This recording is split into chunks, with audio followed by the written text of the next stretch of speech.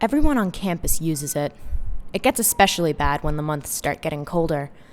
Besides, with student debt, this is the most luxury any of us can afford. Just the way the slogan goes, why not treat yourself a little? Aloe Glow is natural, rejuvenating, healing. To tell the truth, I don't use this stuff myself. I'm not saying it's because the claims are false. Aloe Glow actually is one of the best skincare lines on the market. I think I'm allergic. The first and only time I tried it, it stung like hell. My skin got so inflamed, my fingers could barely move. No one directly points it out, but everyone has noticed how screwy my hands are. People keep trying to offer it to me. I've told them I'll get around to buying my own moisturizer. I'd rather not risk using Aloe Glow, even though my skin is so...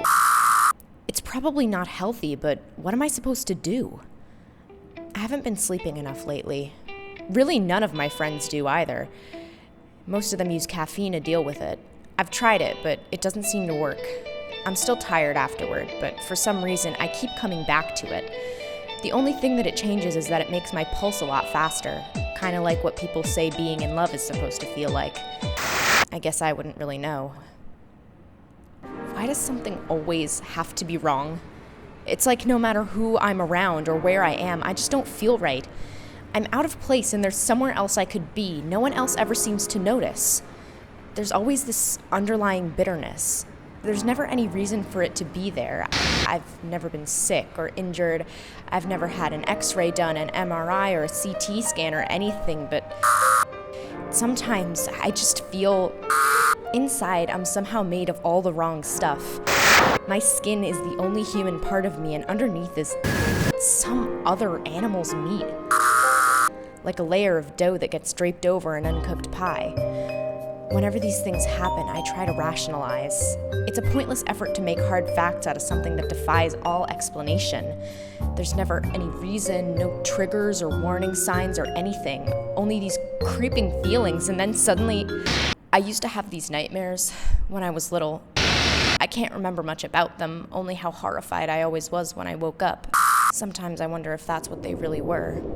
I mean, can you call something a nightmare if you enjoy it while it's happening and the fear doesn't set in until later?